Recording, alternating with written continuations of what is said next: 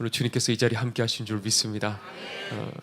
제가 지난 이제 명절 때였는데 한 명절쯤에 이제 공동묘지를 가서 이제 기도를 했어요.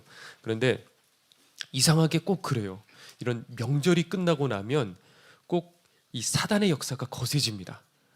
그래서 한 번은 이렇게 앉아가지고 기도를 이렇게 하면요, 바로 뒤에서 쿵쾅쿵쾅 소리가 들리는 거예요. 아예 대놓고 막 쾅쾅쾅쾅 소리가 들려요. 그러면 저도 모르게 그 정도쯤 되면 웬만하면 저도 모르게 놀라서 보게 돼요. 누구지? 그렇다고 막 깜짝 놀라고 그러진 않습니다. 누구지? 하고 이렇게 보면 아무도 없어요. 그리고 이번에 명절 끝날 즈음에 또 기도를 하는데 이렇게 보이기 시작하는 거예요. 방해가 이제 시작이 되는 거죠. 박 목사님께서는 이제 보통 이제 따로 이렇게 부르셔갖고 이제 같이 식사를 하면서 여러 가지 대화를 나누는데 그 중에 이제 영적인 어떤 그런 얘기들도 가끔 나눕니다. 그런데 이제 보통 설교 때 하지 않는, 이렇게 또 하기도 어려운 그런 좀 깊은 그런 영적 이야기들, 그런 것들도 이제 목사님 많이 알고 계시지만은 이제 그런 것들은 이제 설교 때 일체 하지 않는 그런 이야기들이죠. 근데 때로 이제 가르쳐야겠다 생각하실 적에 한 번씩 이제 그런 얘기들을 해주십니다. 근데 이제 이번에 그 공동묘지에서 있었던 그런 이야기들을 해드렸더니 맞아 그러시면서 말씀을 하시더라고요. 이런 얘기를 하시는데 어떤 얘기냐면, 사람들이 이제 공동묘지를 갔을 적에 그냥 이제 따라서 몇 번 가가지고 기도를 한다고 해서 아무 일도 안 일어난다는 거죠. 그런데 포기하지 않고 또 가서 기도하고 또 가서 기도하고 꾸준히 계속해서 기도하면 어떤 일이 일어나냐면, 이 사단이 자기 영역을 뺏긴다라고 느끼기 시작하게 된다는 거죠. 그래가지고 때로는 막 와 하고 사람 소리 내기도 하고, 뒤에서 쿵쾅쿵쾅 소리 내기도 하고, 때로는요 나타납니다. 그래서 위협을 주기도 하고요. 그리고 심지어는요 툭툭 하고 칩니다.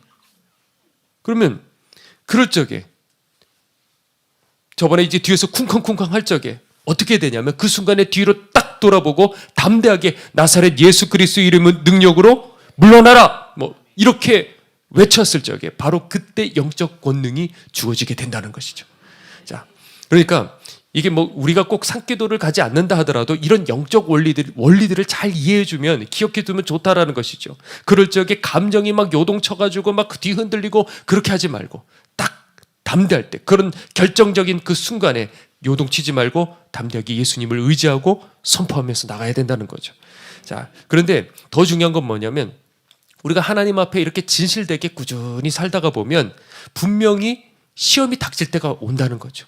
사단이 위협을 느끼고 우리를 공격할 수도 있고, 하나님이 주시는 그 시험일 수도 있고. 그런데 그때 다시 한번 말하죠. 그런 감정이, 시험이 왔을 적에 그 감정에 막 휘둘리고 뭐 그때 좌절하고 낙심하지 말고, 그때 눈을 번쩍 뜨고 이성을 차리고, 그리고 담대하게 한 발을 딱 내딛었을 적에 그 순간에 우리 인생이 하나님과, 바로 그때 하나님과 가까워지게 된다는 거죠. 아멘. 잘 기억하셔야 돼요. 우리가 구원에 대해서 많은 사람들이 오해하는 게 있습니다. 그건 뭐냐면, 제가 여러분들에게 계속 지속적으로 가르치고 있는 건데, 뭐냐면 예수 믿었으면 끝, 이런 생각들이 우리들에게 자꾸 깔려 있습니다. 그러니까 이거를 자꾸 여러분들 속에 있는 그것을 제가 자꾸 뽑아내려고 하고 있어요. 끝이 아니고 뭐예요? 시작인 거예요. 이 출애굽했던 이 이스라엘 백성들은 분명히 약속을 받았습니다. 어디로 들어가는 약속? 가나안 땅 들어가는 약속. 그런데 이 사람들이 다 멸망을 했단 말이에요.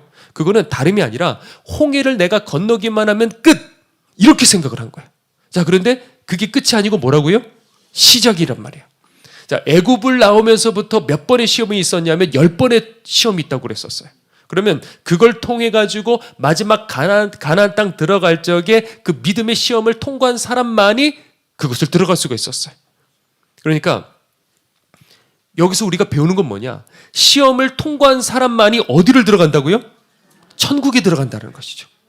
약속을 받았어도, 우리 다 약속 받았어요. 약속을 받았어도 그걸로 끝나는 것이 아니라 그 뒤에는 뭐가 있어요? 시험이 있고, 그 시험을 믿음으로 통과한 사람만이 천국에 들어간다는 거예요.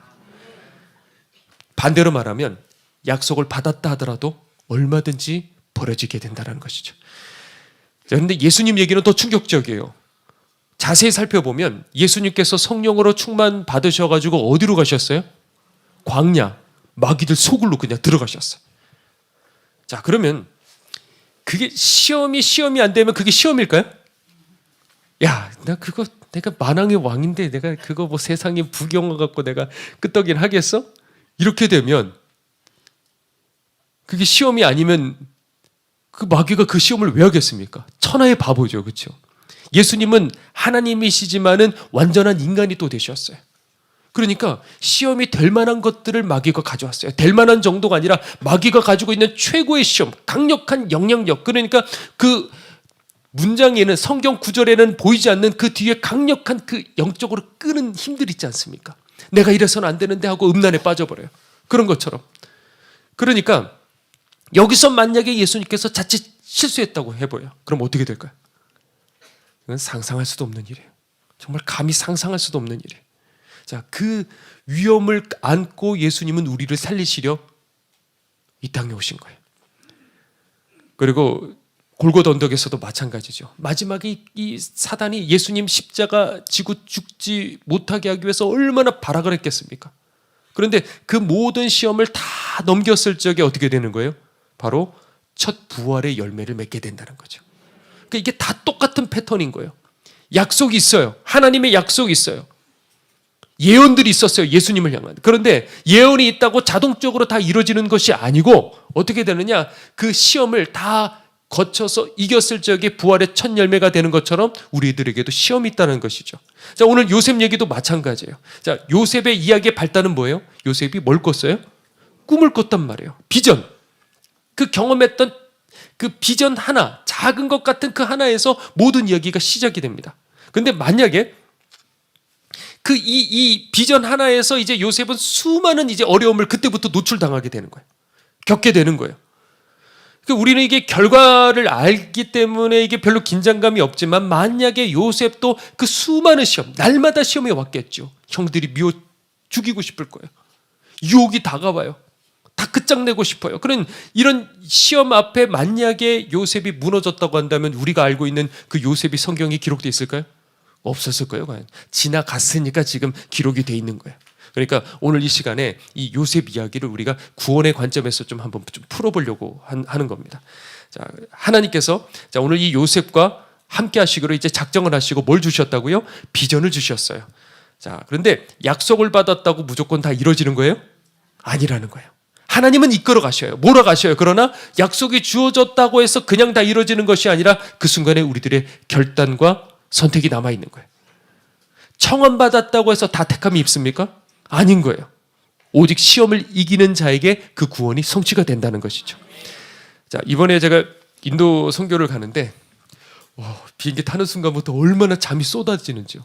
그래서 주일날 이제 밤에 이제 비행기를 타는데 딱 타자마자 잠이 드는데 언제 이륙했는지 몰랐어요, 사실.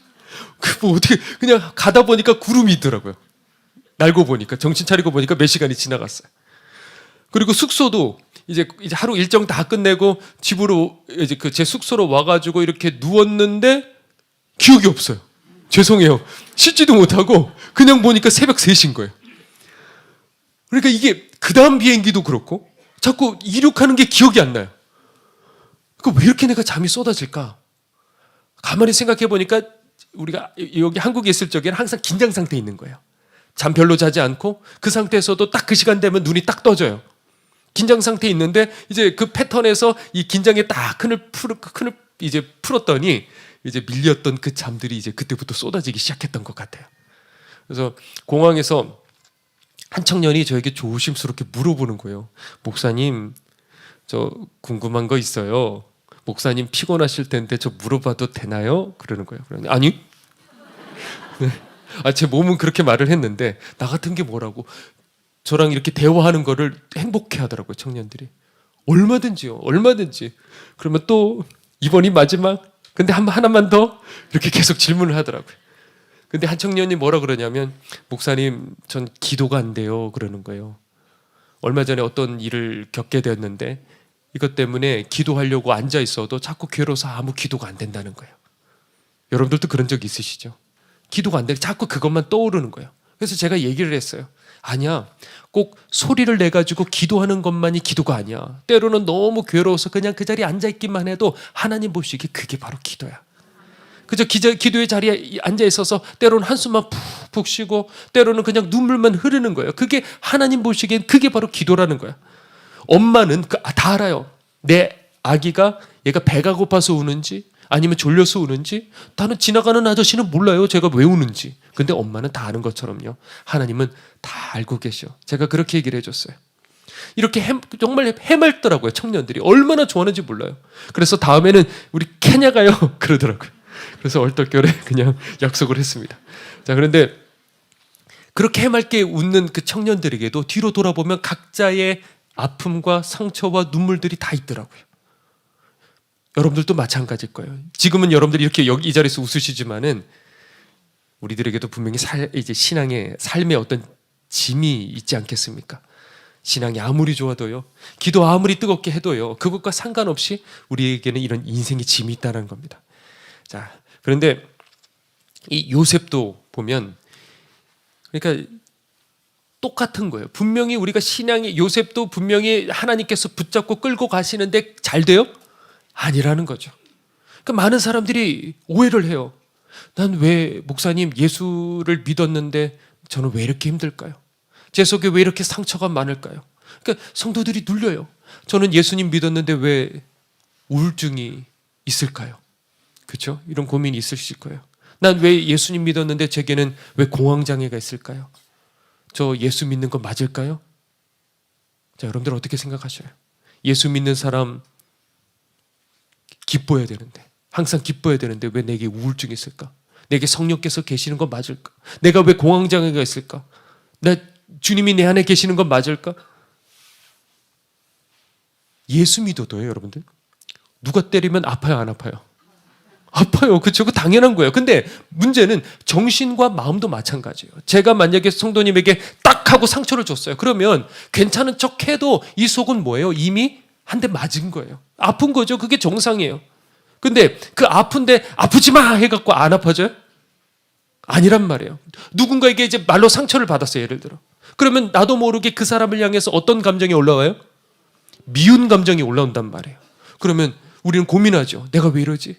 나 용서해야 되는데 노력한단 말이에요. 근데 왜 내가 이렇게 용서가 잘 안 되지? 왜 이렇게 돌아보면 자꾸 고개를 내가 돌리게 되지? 그 왜 그러냐면 그게 지극히 정상이에요. 인간이기 때문에. 그런데 그 안 되는 마음, 그 안 되는 그 감정을 끌어안고 의지를 가지고 손을 딱 내미는 이게 바로 그리스도인이라는 것이죠. 자, 그런데 또 돌았으면 쓰라려요, 안 쓰라려요? 또 쓰라려요. 그러면 난 용서가 안 된 걸까? 아니라고요. 그러니까 이걸 여러분들 오해하지 마셔요.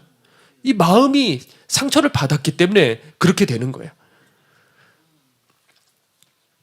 그러니까 여러분들이 오늘 이 시간에 말씀 한번 들었다고 거듭나는 게 아닌 거예요. 그렇게 살아가는 거예요. 또 살아가는 거예요. 그러면서 이 삶이 바뀌기 시작하는 거예요. 그러니까 그 감정을 가지고 자꾸 정죄하지 마셔요. 그러니까 감정을 너무 충실하지 마셔요. 왜냐하면 감정이라는 거는 하루에도 수도 없이 이렇게 요동을 치거든요. 그러면 그 감정에 따라 여러분들의 삶을 내버려두면 감정이 요동칠 때마다 여러분들의 삶도 어떻게 되겠어요? 요동치는 거예요, 그냥. 올라갔을 적에는 막 세상 다 가진 사람 같고 완전 천사 같고 또 감정이 이렇게 다운될 적에는 또 어떻게 돼요? 그냥 신경질적이고 바뀌는 거예요. 영적 성숙은 뭐냐? 뭔가 보이고 은사를 받고 하나님의 음성을 듣고 이런 게 아니고 진정한 영적 성숙은 뭐냐면 감정에 따라가지 않고 항상 말씀대로 살아가는 사람. 그게 그럴 때 비로소 당신은 성숙했습니다 라고 말할 수 있다는 것이죠. 자, 인생 여러분들 다 알고 제 발로 들어가는 사람 어디 있겠습니까? 그렇죠? 대표적으로 이럴 줄 알았으면 내가 결혼했겠어. 그렇죠? 한 번씩 고민해 보셨죠? 야, 이제는 설교 듣는 거 이제 9단이셔요. 그렇죠? 네, 여러분들 대답 안 하셔도 다 제가 이해를 합니다. 자, 요셉에게 그 비전이 성취되기 위해서 당했던 첫 번째 뭐예요? 형들에게 질투를 받았어요. 그리고 구덩이에서 죽다가 이제 살아나서 어디로 팔려가요? 노예로 팔려갔어요. 제가 성경을 볼 적에 그렇게 생각했으면 좋겠어요. 내가 노예로 팔려가면 나는 어떤 심정일까? 차라리 전 그런 생각이 들 것 같아요. 구덩이에서 차라리 죽었던 게 더 낫지 않았을까? 하루하루가 얼마나 비참할까? 그러니까 제가 지금까지 목회하면서 상담하면서 이 성도들이 신앙이 무너지는 사람들 있잖아요. 신앙생활 잘하다가 무너진 사람. 그런데 그 가장 중요한 원인 중에 하나는 다른 게 아니고 바로 고난, 상처 이런 것들이에요. 그러니까 오늘 제가 이 주제를 가지고 여러분들과 나누는 거예요. 고난 자체가 신앙을 잃어버리게 하는 결정적인 계기가 아닐 수도 있어요. 그런데 지속적인 그런 고난, 상처들을 계속 받으면서 마음이 이제 지쳐지기 시작하고 그러면서 하나님께 대해서 의심이 생기기 시작하면서부터 신앙이 하나둘씩 무장해제되고 무너지기 시작하게 되는 거예요. 자, 그렇기 때문에 오늘 좀 이 문제를 여러분들과 좀 나눠보려고 한다는 것이죠. 저는요, 이 겉은 이렇게 멀쩡한데 어떤 사람들은 피곤하면 여기 막 이렇게 헐고 그러잖아요. 근데 저는 겉은 진짜 멀쩡해요. 근데 이 속이 엉망진창이거든요. 그러니까 잠이 이제 부족하다가 보니까 이제 한번 입안이 헌다 그러면 보통 2주? 심지어는 한 3주? 크게 이렇게 구멍이 뻥 뚫려 있어요. 얼마나 아프지? 제일 두려운 건 어디냐면 혀 옆구리. 다 거기 이제 아프기 시작하면 이제 두려워하는 거예요. 그리고 저도 모르게 밥 먹다가 저는 아직 이 사랑니를 뽑지 않았거든요. 그러니까 저도 모르게 이렇게 옆을 씹었다. 그러면 거기는 백발백중 헐어버려요. 그러니까 정말 두려워요. 허는 거를. 그런데 어떤 약을 써도 뭐 알보칠이고 뭐고 바르고 지지고 뭐 별 방법을 다 써도 저는 이거 입안 허는 게 이게 방법이 없더라고요. 지금까지. 그런데 우연찮게 작년에 박보영 목사님께서 이 액체로 된 어떤 이 비타민 D가 있는 거예요. 그게 한 열 몇 개가 남아가지고 최 목사 이거 먹어 정리하시다가 저를 주셨어요. 그래갖고 뭐 아무렇지 않게 그냥 맛있으니까 이제 하루에 이제 한 개씩 그렇게 마셨어요. 그런데 한 10며칠 지났는데 가만히 생각을 해보니까 그동안 제가 한 번도 입안이 허른 적이 없었던 거예요. 오, 이거 대박. 여보, 이거 나 이제 살 길 생겼어. 그러면 저는 당연히 뭐부터 하겠습니까? 얼른 핸드폰 꺼내가지고 인터넷으로 이 약 사려고 찾아보지 않겠습니까? 근데 보니까요, 가격도 대박. 여보, 나 그냥 입안 헐기로 했어. 제가 범접할 정도의 그런 약이 아닌 거예요. 그런데 바로 그 다음 날이었어요. 저희 어떤 성도님이 목사님 이거 드시고 힘내세요 하고 딱 선물을 주셔가지고 이거를 포장을 끄집어 보니까 정확하게 그 약이었어요. 비타민 C도 있고 뭐도 있는데 딱 정확하게 제가 필요했던 비타민 D. 그리고 성도님이 비싼 걸 어떻게 할인받아서 구했어요. 그러시더라고요. 그러니까 하나님께서는 이런 세심한 것까지 다 챙겨주시는구나. 자, 그런데 원인은 뭐냐면 면역력이었던 거예요. 그러니까 그 오랜 세월 동안에 제가 문제가 무엇이었는지 몰랐던 거예요. 원인은 전혀 딴 데 있었던 거예요. 그러니까 살다 보니까 그런 거죠. 우리가 고난이 닥쳐요. 그렇죠? 근데 중요한 거는 어떤 고난이냐 보다 그 고난을 이겨낼 수 있는 내 속에 있는 이 영적 면역력이 중요하다는 것이죠. 자, 그렇기 때문에 오늘 이 시간에 고난에 대해서 내 신앙이 무너지지 않고 그 고난을 통해서 오히려 내 영혼이 천국 들어갈 수 있는 거듭남 그 삶으로 살 수 있게 해주는 그 영적 면역력이 무엇이 있는지 여러분들과 함께 좀 세 가지로 나눠보려고 해요. 자, 첫 번째는 뭐냐면 기억하라는 겁니다. 뭐라고요? 우리 다시 한번 시작. 기억하라. 자, 뭘 기억하냐? 자, 이 이야기를 요셉 입장에서 한번 생각을 해보죠. 자, 형들에 대한 어떤 배신감 그리고 하나님께 대해 내가 버려졌다는 생각이 들겠죠, 그렇죠? 왜냐하면 돌파구가 보이지 않는 끝없는 고난을 계속 겪었을 적에 우리들이 생각하는 가장 심각한 문제는 뭐냐면 하나님께 대한 의심이란 말이죠. 그러면 그때 어떤 생각이 들까요? 그런 적 있으시죠? 그러면 어떤 생각이 들까요? 어차피 하나님 안 보시는데 나 같은 거 버려졌는데 그냥 내 마음대로 확 살아버려? 이런 생각 들어본 적 있으셔요 혹시? 없어요. 저희는 없습니다. 저희는. 네. 자, 그런데 중요한 대목이 나와요. 그 보디발의 아내가 유혹을 할 적에 이제 요셉이 유명한 말을 하죠. 내가 어찌 큰 악을 행하여 하나님께 득죄하리까 이렇게 얘기를 합니다. 자, 그러니까 우리는 이 요셉 이야기의 단편적인 기록만 알 수가 있어요. 그렇지만은 이 한마디로 우리가 확실하게 끄집어낼 수 있는 부분이 있는데 뭐냐? 과연 요셉이 그때 시점에서 하나님께 내가 버려졌다고 생각했을 적에 이 고백을 할 수 있었을까요? 아니란 말이죠. 그러니까 그러면 이 말도 안 되는 꽤 세월이 지났을 텐데 그 기간 동안에 어떻게 요셉은 이 고백을 계속 이어나갈 수가 있었을까? 그거는 뭐냐면 다른 거 아니고 요셉이 붙들 수 있었던 거 딴 거 없었을 거예요. 지금같이 무슨 설교 들을 수 있어요? 유튜브로 설교 들을 수 있었겠어요? 예배 들을 수 있었겠어요? 아무것도 없었어요. 뭐냐면 요셉이 붙들은 거는 예전에 하나님께서 보여주셨던 그 비전 하나, 그거를 딱 쥐고 있었던 거예요. 보이지 않아도, 들리지 않아도 그 약속을 딱 붙들고 지금까지 견뎌왔던 거예요. 그러니까 우리가 붙들어야 되는 건 뭐냐? 정확한 거. 하나님은 나를 사랑하신다. 그리고 내가 가야 할 곳은 어디예요? 저 천국이다. 이런 기본적인 이 복음 말씀. 이 땅은 내 인생의 목적이 아니다. 이런 것들을 기본적인 이 말씀, 복음의 말씀, 천국 말씀, 이것을 계속 우리들에게 새겨 넣어야 그것을 기억해야지 우리들이 시험을 이길 수가 있단 말이죠. 이번에 목철 때 이제 제가 인도에 있는데 아내한테 연락이 왔어요. 다락방 가겠다고. 근데 이 걱정이 돼요. 왜냐하면 면역력이 아내는 거의 없거든요.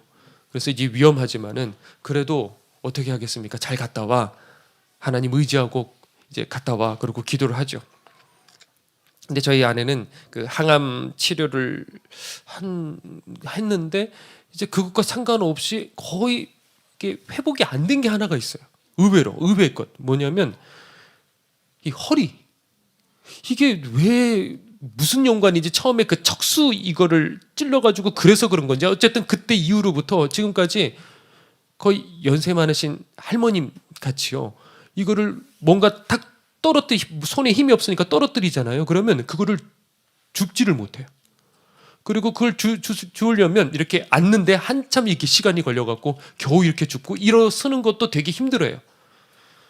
저 언제 회복이 될까? 이렇게 벌떡 일어나고 확 구부리고 그랬었는데 이게 언제 저렇게 되나? 그런데 이번에 이제 다락방으로 갔는데 얼마나 사람이 많았어요, 그렇죠? 그런데 거기 앉으려고 하는데 이게 그 앉는 과정이 힘드니까 몸이 이게 지탱을 못하니까 몸이 휘청거려갖고 이렇게 풀썩하게 된 거예요. 근데 마침 이제 박보영 목사님께서 지나가시는데 박보영 목사님 다리인지 발을 이렇게 탁 하고 이렇게 닿게 된 거예요. 그러다 보니까 박 목사님도 놀라서 누구지 하고 이렇게 보시게 되고, 그리고 저희 아내도 깜짝 놀라가지고 박 목사님을 쳤으니까, 그리고 저희 아내도 눈이 땡그래서 그래서 눈이 마주쳤다고 그러더라고요. 자, 그런데 제가 그렇게 생각을 해요. 박 목사님께 그 얘기는 하지는 않았지만은 그 순간에 목사님이 얼마나 반가웠을까 그런 생각이 들었어요. 자, 여러분들 마찬가지입니다. 아무리 힘들어도 요번에 이제 부기청 집회예요. 그렇죠? 돌아오는 주가. 그러니까 여러분들 자녀들 있죠. 함께 손 붙잡고 같이 올라오셔요. 그래서 다락방에서 눈물로 기도드리자는 거죠.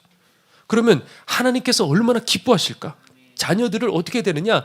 이때 하나님께서 이번 집회 때 얼마나 가까이 하셔요. 그럴 때 하나님을 경험하게 만들어줘야 되는 거예요. 어떻게든 데리고, 어떤 청년들은 그냥 데리고 갔다가 나 교회 가본 적 없는데 그러다가 주님 만나고 그래요. 그거랑 상관이 없어요. 그러니까 그런 뜨거운 자리에 같이 그렇게 오고, 그래서 하나님을 딱 경험했을 적에 요셉처럼 뭐 엄청난 많은 성경 지식 그런 게 아니에요. 성경 지식 많다고 뭐 교회를 끝까지 지키고 있어요? 그렇지 않단 말이에요. 그런데 내 인생에 있어서 하나님과의 어떤 결정적인 만남, 어떤 하나님의 주시는 어떤 말씀 한마디, 이런 것들을 여러분들의 자녀들이 경험하게 만들어야 되는 거예요. 그럼 그랬을 적에 시험이 닥쳐도, 유혹이 다가와도 그걸 붙들고 이겨낼 수가 있는 거예요. 저도 그랬거든요. 만약에 여러분들이 언젠가는 자녀들 곁에 없게 되잖아요. 그렇죠? 그럴 때라 하더라도 하나님이 주신 그 증거를 요셉처럼 딱 붙들고 어떤 시험이 있어도, 어떤 고난이 있어도 끝까지 밀고 나갈 수 있는 것, 이런 것들을 자녀들에게 남겨줘야 된다는 말이죠. 아멘.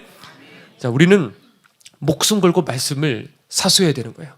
거리가 먼 온라인 성도들 오늘 말씀 들으실 텐데 여러분들 염려하지 마십시오. 배나 간절한 마음 가지고 있으면 얼마든지 하나님께서 함께 하시는 거예요. 요셉은 성경도 없었어요. 유튜브 설교도 들을 수 없었어요. 따로 뭐 기도 시간 내기도 힘들었어요. 눈만 뜨면 어떻게 해요? 새가 빠지게 그냥 일을 해야 돼요. 근데 위기가 닥쳤을 적에 어떻게 했냐면 목숨 걸고 요셉은 결단을 했단 말이죠. 자, 그러니까 하루 종일 일하는 직장인분들 계실 거 아니에요, 이 안에도. 아침 새벽까지 나가가지고 하루 종일 일하고 저녁에 와서 그냥 초죽음이 돼가지고 기도하려고 하다가 보면 그냥 졸음이 그냥 밀려오는 그런 분들도 분명히 이 가운데 계실 거예요. 그런데 여러분들 낙심하지 마십시오. 그런 분들이 항상 묻는 건 뭐냐면 하나님께서는 나 같은 사람에게는 멀리 하실 거야. 나는 집회 자리도 참석하지 못하고 온라인으로 밖에 볼 수 없고 그리고 나는 이렇게 기도 시간도 충분하지 못하니까 나는 안 될 거야. 아니요. 하나님은요. 요셉을 지켜보시듯이 여러분들 다 지켜보고 계셔요.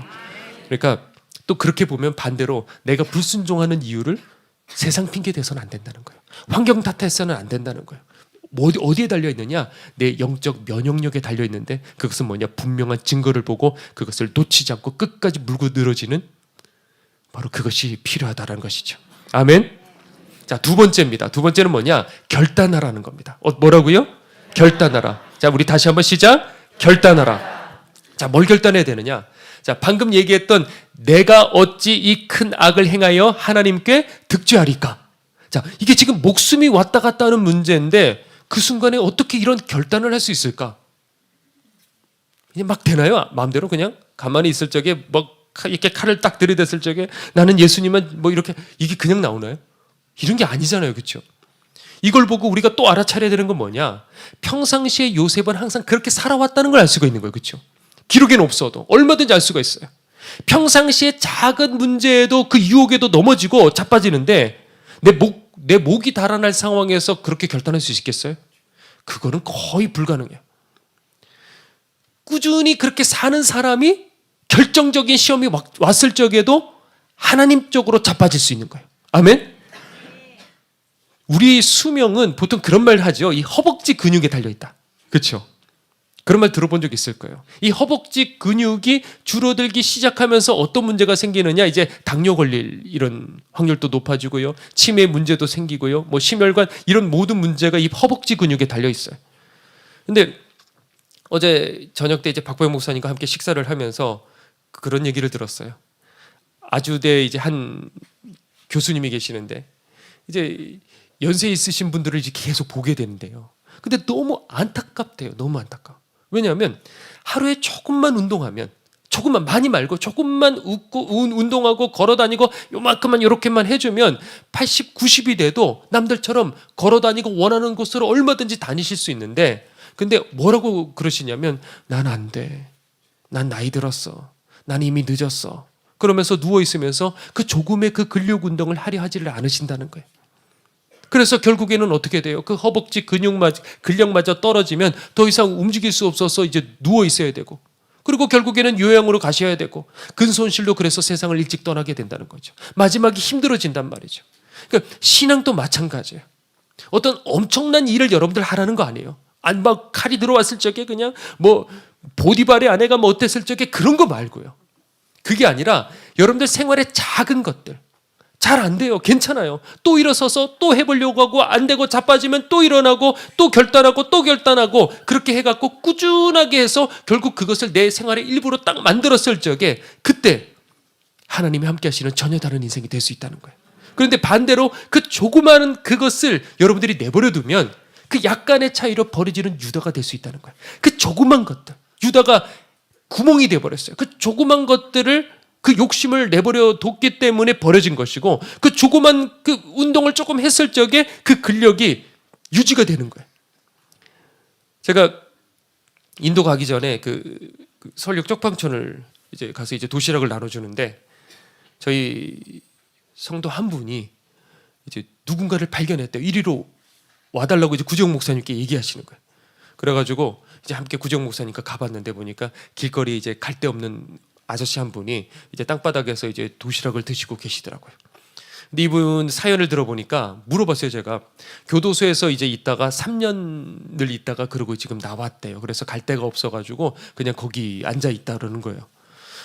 분명히 물론 이제 죄를 짓긴 지었죠. 그런데 또 그렇게 또 뭐 방치해 둘 수는 없지 않겠습니까? 그러면 또 문제가 발생하고 또 문제가 발생하고 그러니까 우리가 어떻게 하냐면 방을 마련해 드리고 그리고 방을 마련해 드리면 고마워한단 말이에요. 대부분. 그래서 교회로 나와라 해서 전도를 하고 그래서 이제 복음을 듣게 하고 그렇죠. 그대로 둘 수는 없잖아요. 그래서 이제 그렇게 방을 이제 하나를 이제 마련해 드렸어요. 그런데 그 순간에 이제 말씀들이 떠오르잖아요. 그렇죠? 그래서 얼른 구지영 목사님께 따로 연락을 드려서 이분 한동안 여기서 지내실 수 있도록 이제 그렇게 또 도와드렸어요. 그리고 또 이제 정신이 온전치 못한 분이 또 계시더라고요. 그래서 그 방에 또 이제 들어가 가지고 그날 이제 싹 다 끄집어내고 열심히 이제 방 청소 또 닦고 또 버리고 또 닦고 하니까 얼마나 이게 끄집어내는 것마다 계속 나오기 시작하는 거예요. 그럼 또 열심히 닦고, 근데 닦으면서 이제 그런 생각을 하는 거예요. 우리 주님의 방이라고 한다면 나는 여기 어떻게 청소할까? 어떻게 해서든지 이 순간에 또 그냥 하는 것 말고 또 아저씨 절로 가봐요 뭐 이렇게 하지 말고 우리 주님이시라면 어떻게 하실까 하고 정성껏 또 해보려고 그렇게 최선을 다했어요. 자, 그런데 제 얘기를 하려고 그러는 게 아니라 이제는 뭐 그렇게 해도 저는 이제 아무것도 아니더라고요. 왜냐하면 그러고 나와가지고 문틈 사이로 다른 방을 제가 딱 보니까 저희 성도가요 어떤 아저씨랑 이제 대화를 나누는데 이미 이제 너무 친해진 거예요. 그래서 그 아저씨 외롭고 몸이 아프신 분이거든요. 근데 막 벗이 되어서 여러 가지 이제 그런 얘기들을 나눠주는 거예요. 누가 만약에 이가 망가졌다 그러면 성도들이요 뒤에서 말도 안 하고 조용히 해가지고 그 치료 몰래 헌금을 해갖고 그 치료받게 하고. 그러니까 이분들이 이 노숙자의 선한 그 사마리아인, 그렇죠? 그 이야기처럼 선한 사마리아인이 아닐까 그런 생각을 했어요.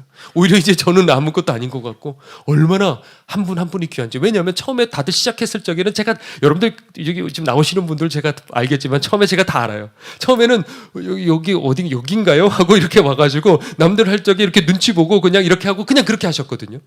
그런데 꾸준히 그렇게 하다가 보니까 오히려 저는 어쩌다가 못 가는 경우도 또 있어요. 근데 꾸준히 하다가 보니까 그분들과 한 분 한 분 다 친해져서 그분들과 같이 울어주고 같이 도와주고 같이 말벗이 돼주고 바로 진짜 그 사람이 된 거예요. 그러니까 여러분들도 마찬가지예요. 작은 것에서부터 시작하라는 거죠. 가만히 있으면 세월은 덧없이 그냥 지나갑니다. 그러면 어떻게 되느냐? 우리의 영적 근력은 점점 빠지게 되는 거예요. 그러니까 뭐든지 오늘 이 말씀을 듣고 나는 그러면 어떻게 살아가야 될까? 남들이 보든 보지 않든 그냥 하나님 앞에 그냥 그렇게 계속해서 살아가면 하나님은 가만히 지켜보고 계셔요. 그랬을 적에 만약에 가난한 자들을 도와 그러면 하나님 보시기에 그런 영적 크레딧을 쌓는 거예요. 그러면 그걸 하나님은 어떻게 여기시느냐?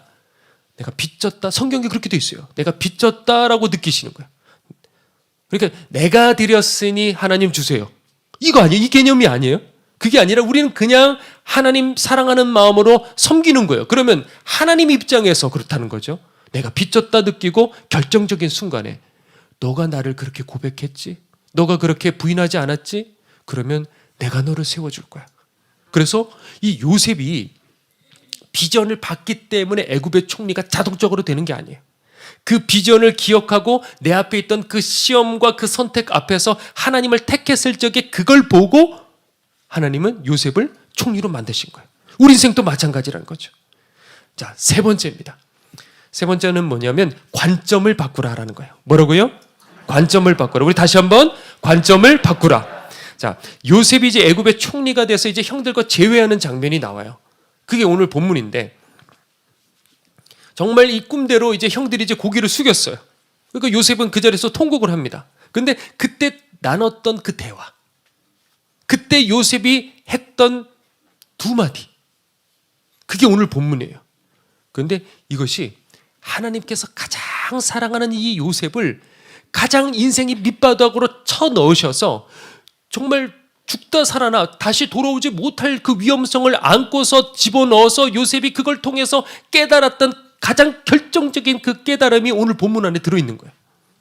보와 같은 그 말씀. 여러분들 눈에도 혹시 보입니까? 8절에 이렇게 돼 있어요. 그런즉 나를 이리로 보낸 자는 누구라고요? 당신들이 아니요, 형들이 아니요, 누구? 하나님이시라.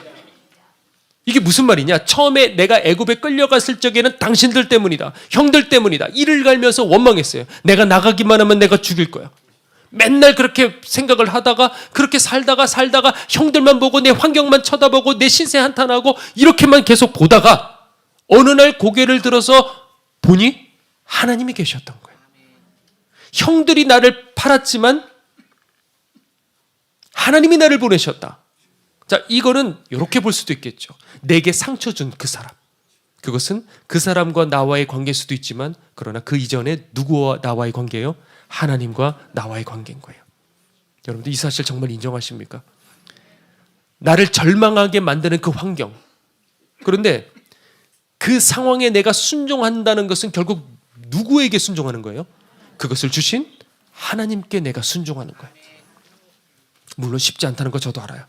그런데 이게 바로 좁은 길이에요. 좁은 길이 여기서 성경 많이 보고 열심히 우리가 예배드리고 물론 다 귀한 건 맞아요. 그런데 진정한 좁은 길은 우리가 오늘 말씀 듣고 내 삶 속에서 그렇게 걸어가는 것, 이게 좁은 길이에요. 그리고 7절에 이렇게 되어 있습니다. 또 중요한 말씀. 당신들의 후손을 세상에 두시려고, 여기서 당신은 누구예요? 형들의 후손을 세상에 두시려고 나를 당신들 앞서 보내셨나니, 이렇게 되어 있어요. 요셉 지파 있나요? 자, 형들 용서하고 끝내는 문제가 아니라는 거예요. 내가 형들을 용서한 그 일을 통해서 하나님께서는 누구의 후손? 그 형들의 후손을 세상에 두시려고. 그러니까 이 이스라엘이 되는 거죠. 그런데 거기서 끝나지 않고 더 멀리 봤을 적에 예수 그리스도의 구원의 계획에 누가 쓰임받은 거예요? 요셉이 쓰임받게 된 거예요. 여러분들 그래도 괜찮습니까? 평생 원수의 자식을 위해서 내가 이렇게 고생하는 것을 여러분들은 용납할 수 있겠습니까?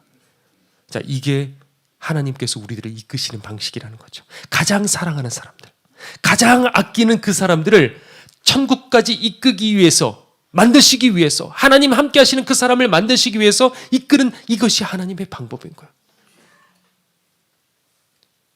예수님을 믿는다는 것은 지금부터 예수님을 내 무엇으로? 주인으로 모신다는 의미. 그렇죠? 이제는 아시죠? 그런데 이걸 뭘 의미하냐? 이건 다른 게 아니고 모든 것을 예수님의 관점에서 바라보고 예수님의 관점에서 해석하고 예수님의 관점에서 적용한다는 거예요. 고난을 어떻게 바라보느냐? 그것도 마찬가지예요.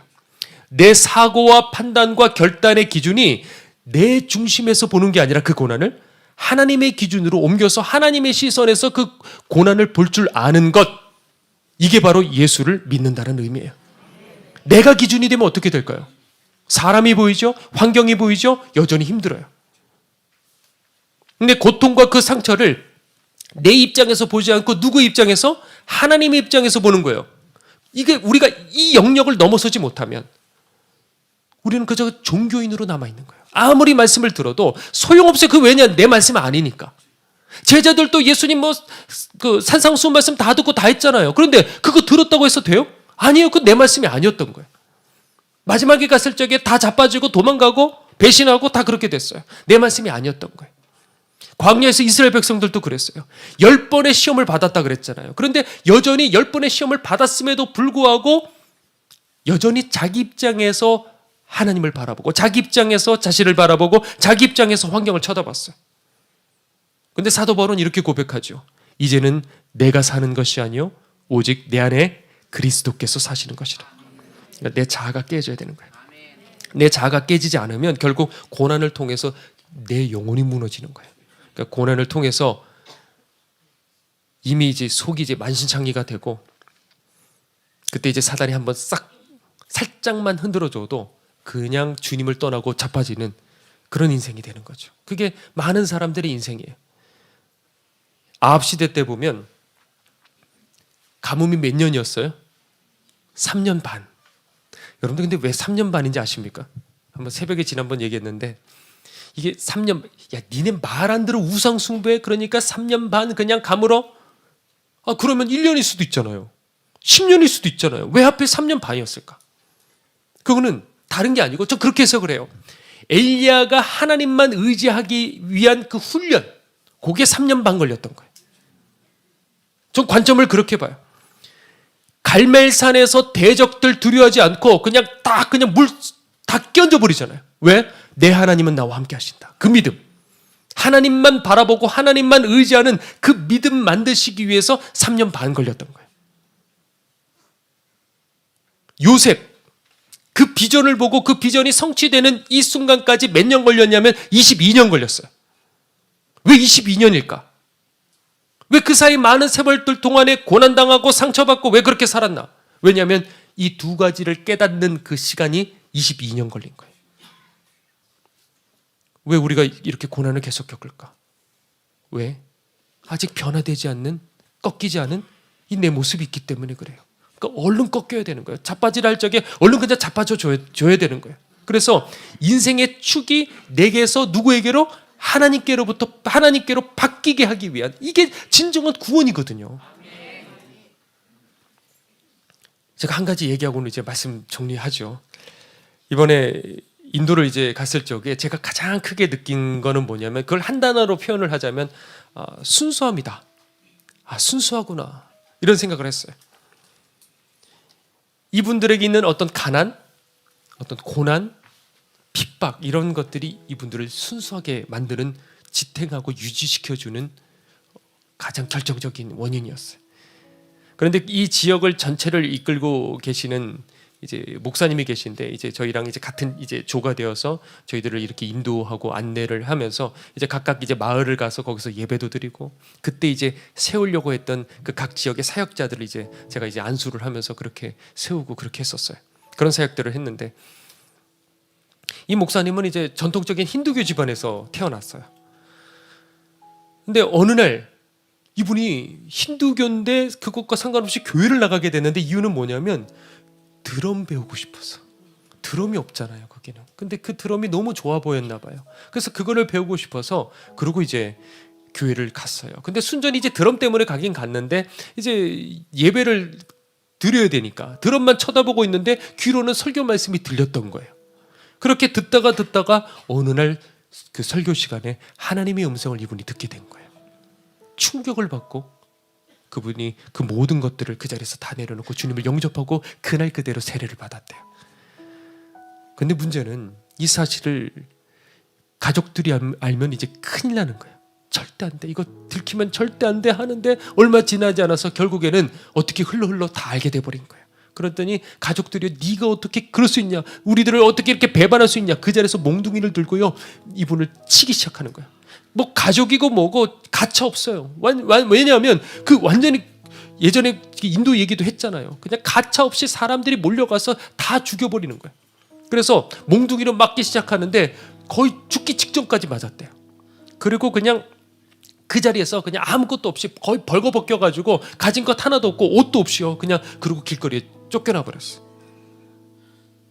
그리고 그날부터 길거리를 다니면서 아무것도 못 먹고 옷도 없고 그 상태로 길바닥에서 잠이 들고, 또 일어나서 아무것도 못 먹고 길을 그냥 헤매면서 그렇게 걸어 다니다가, 그런데 그때 하나님의 음성이 다시 들리더래요. 걱정하지 마.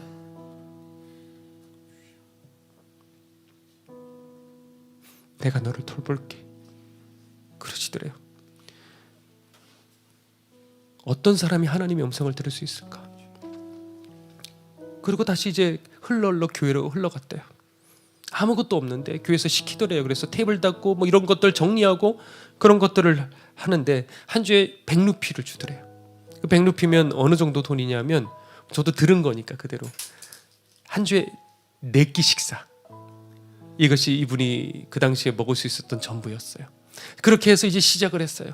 복음의 열정을 가지고 이제 사역을 이제 시작을 했던 게 2015년이래요.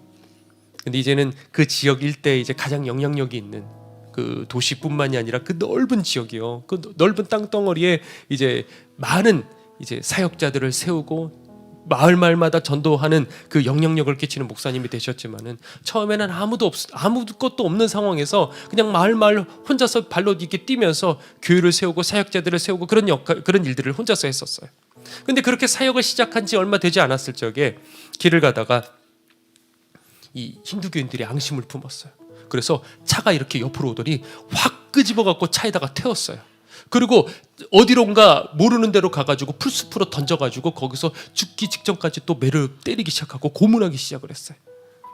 그리고 마지막에는요, 고문을 하고 마지막에 칼로 베어 이제 죽이려고 이렇게 하는 찰나에 그 죽이려는 그 사람이 그때까지 얼마나 분노했겠어요. 근데 갑자기 두려움을 느끼기 시작한 거예요, 이 사람들이. 그래서 죽이지는 않았어요. 그리고 이제 끌려다니다가 그 상태에서 잠깐의 틈을 타서 얼른 그렇게 도망을 친 거예요. 그래서 지금도 그 몸에 그 고문당한 그 상처들이 몸에 다 있는 거예요. 근데 그런 열정, 그리스도의 흔적, 자신을 아끼지 않고 복음을 위해서, 천국을 위해서, 주님을 위해서 자신의 인생을 다 드린 거예요. 왜? 아무것도 없을 적에 주님이 전부가 되어 주셨거든요. 그 고난 속에서 주님을 만났거든요. 전부가 된 그 열정에 다른 사람들이 아는 거예요. 아, 진짜는 이거구나. 그렇게 사람들이 알기 시작하는 거예요. 사람들이 알아서 존경하기 시작해요. 인도에서 제일 기억났던 거는 아마 우리 갔던 청년들은 다 알 거예요. 인솔해줬던 그 현지 사역자들 다 그 얘기를 해요. 이 사역자들과 이렇게 다니다 보면 이제 점심시간이 되잖아요. 이 마을 저 마을 이렇게 하루 종일 타고 다니면서 마을 가서 또 예배드리고 또 가서 이제 아이들 만나고 뭐 이렇게 해요. 그런데 이제 식사를 하면 이제 저희는 이제 저희끼리 이렇게 식사를 하고 그 사역자들은 그 사역자들끼리 저쪽 테이블에서 그렇게 식사를 하더라고요. 그런데 가만히 보니까 어느 팀에서는 이제 현지 사역자가 4명이 같이 붙었는데 그 4명에서 보니까 화장실 가려고 이렇게 지나가 보니까 4명이서 1인분을 시켜서 그거 가지고 먹고 있는 거예요. 많이 드시라고, 아니라고, 많이 드시라고 그렇게 얘기를 해도 항상 그렇게만 시켜 먹더래요. 근데 그 중에 한 사역자 얘기인데 왜 그렇게만 먹냐? 왜냐하면 이분이 어렸을 적에 어머니랑 같이 지냈는데 너무 찢어지게 가난하니까 그 엄마가 자기는 괜찮다고 자꾸 이제 아들에게 준 거야, 먹을 거를. 근데 너무 뭐 힘드니까, 가난하니까 항상 자살해야겠다는 그런 생각으로 가득 차 있고, 그러다가 어느 날 이제 가난하니까 도저히 안 되니까 이 자식을 어쩔 수 없이 헤어져서 삼촌네로 보낸 거예요. 근데 감사하게도 그 삼촌이 목사님이셨던 거예요. 그래서 거기서 예수님을 영접하고 이제 믿게 되었어요. 그리고 이제 전도자가 됐는데 하루에 먹는, 지금도 똑같아요. 먹는 양이 뭐냐면 바나나 하나, 그리고 물 500ml, 생수 이거 하나. 이게 하루에 전부 먹는 전부예요. 그러니까 1인분을 다 줘도 먹지 못하는 위가 이렇게 쪼그라들 있겠죠. 그리고 이제 하루 종일 그것만 먹고 이제 5kg에서 10kg를 그렇게 다녀요. 그리고 낮에는 그렇게 전도자의 삶을 살고 저녁에서는 이제 레스토랑에 가서 또 일을 병행하고 그렇게 살아가요. 뭐 사례비를 받고 그런 거 없어요. 그냥 본인이 그렇게 일을 해가지고 그렇게 생활비로 이제 가족들을 이렇게 부양을 하죠. 근데 저희를 만나기 위해서 5일간을 휴가를 낸 거예요. 근데 보통 거기서는 휴가를 낼 적에 이틀 이상 사용을 하면 급여가 깎인대요. 근데 5일을 딱 사용하고, 그러니까 급여는 뭐 많이 깎이겠죠. 그리고 앞으로는 휴가를 못 간대요. 잘려서는 안 되니까. 그리고 이제 나가지도 못해요. 그렇게 해갖고 이제 마을을 이제 전도해서 나가면 다들 가난해요. 보면 찢어지게 가난하거든요. 미래가 없어 보여요. 그러면 다들 얘기해요. 저 옷 하나만, 나 먹을 것 좀, 다 그렇게 얘기를 해요. 그러면 이분도 얼마나 괴로워요. 근데 이분도 그 생각을 하는 거예요. 우리 주님이시라면 어떻게 하실까? 그래, 내가 최선을 다하겠다. 그러면 가지고 있는 그거, 저녁에 그 일했던 조그만 얼마 안 되는 그걸 결국에는 다 썼고 돌아서는 배 굶고 지금도 그렇게 사역을 하는 거예요. 그러니까 이런 가난, 고난, 아픔, 이런 것들이 이분들을 순수하게 만들었구나. 하나님만 바라보게 만들었구나. 이게 뭐 자연스럽게 알아지더라고요. 그러니까 하나님만 바라볼 수밖에 없는 그 환경이에요. 그렇죠?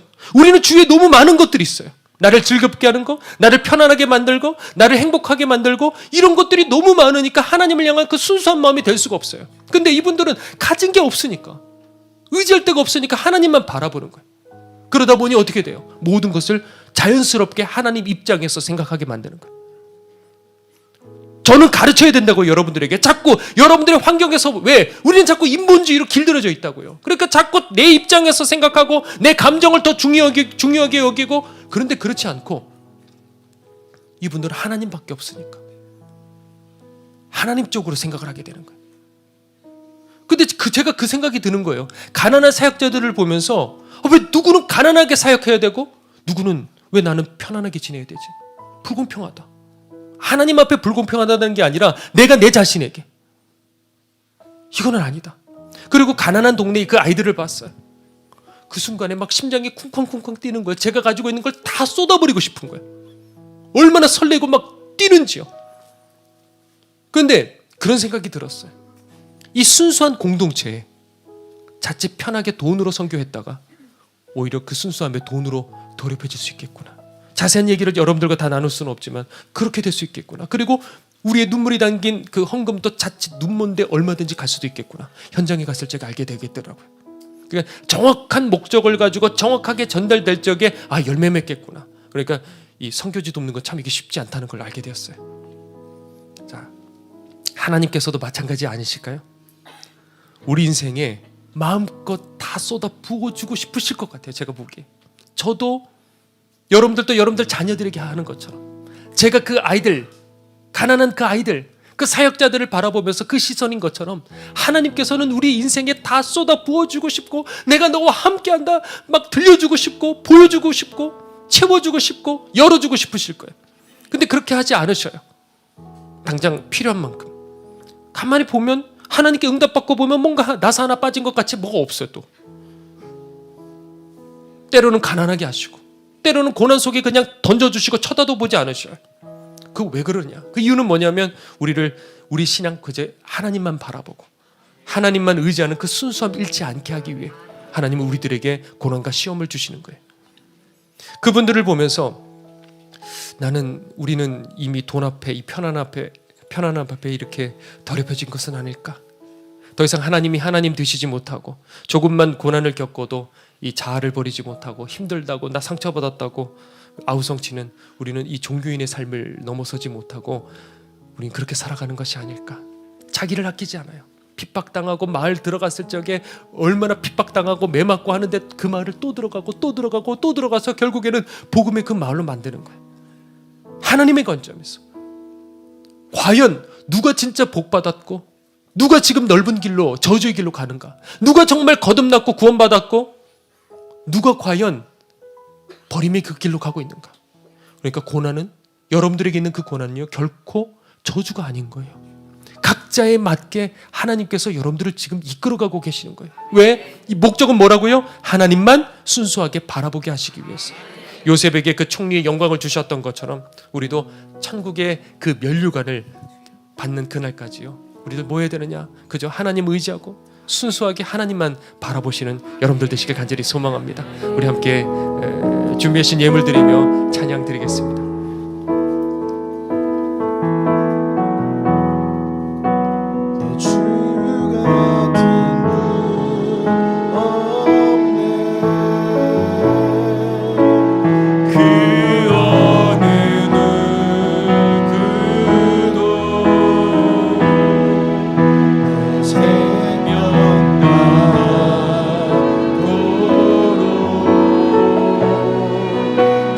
얼굴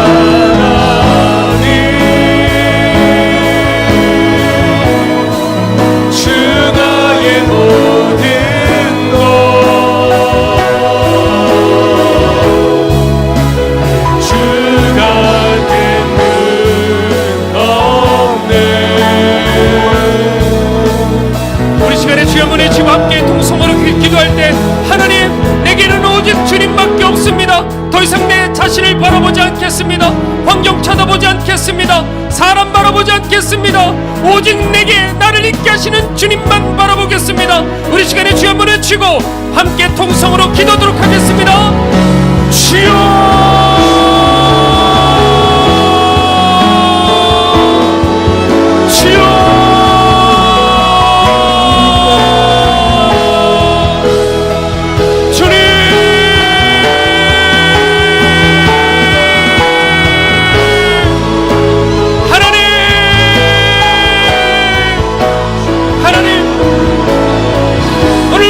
기억하여 주시옵소서. 인생의 쓴잔과 고통과 외로움 속에 하나님 쓰라려하며 낙심하고 좌절한 성도들이 이 가운데 주님이 있습니다. 그러나 너 홀로 버려졌다 생각하지 마라. 내가 너를 돌볼 거다. 내가 너를 지킬 거다. 내가 너와 함께 할 것이다. 하나님, 오늘 주님의 음성을 듣게 하여 주시옵소서. 그 비전을 볼 수 있게 해주시옵소서. 그럴 때 어떤 시선과 어떤 고난 속에서도 요셉이 그 작은 비전 하나를 바라보고 끝까지 그 고난을 이겼던 것처럼 오늘 우리들에게 하나님 주시는 그 분명한 증거를 볼 수 있게 하여 주시옵소서. 인도의 그 많은 사역자들 가난과 핍박과 고난 속에서 배고픔 속에서도 하나님이 날 사랑하신다는 그 증거를 바라보고 아버지 결단하며 나아갔던 것처럼 그 믿음을 지금도 순수하게 지키고 있는 것처럼 고난은 결코 우리들을 망하게 하는 것이 아니라 하나님이 우리들을 살리시기 위한 유일한 방법, 하나님 시험을 이기는 자들만이 저 천국에 들어갈 수 있다는 이 하늘의 진리를 깨닫게 하여 주시옵소서. 주님, 하나님, 우리들의 인생